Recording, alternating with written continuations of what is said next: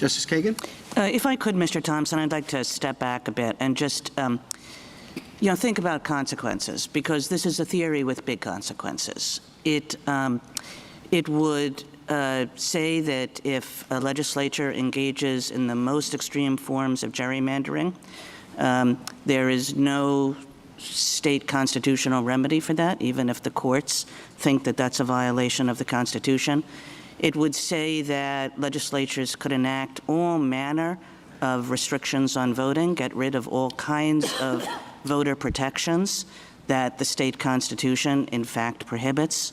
It might allow the legislatures to insert themselves, to give themselves a role in the certification of elections and the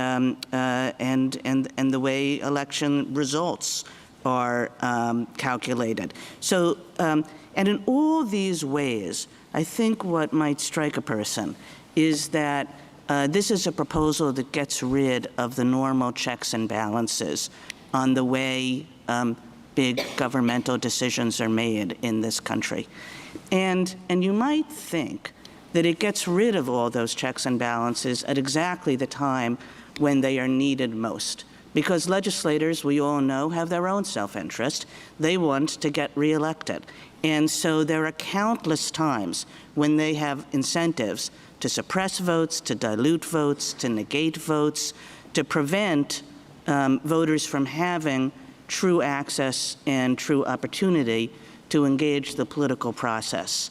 And so I just thought, I would give you a chance to respond to that, because it seems very much out of keeping with the way our governmental system works and is meant to work. And I think if I could just connect it up to the last question that I asked, it's why in all these recent cases we have statements that say, of course, when the legislature acts, it's subject to the normal constraints. I mean, in this area of all areas, I guess I would add.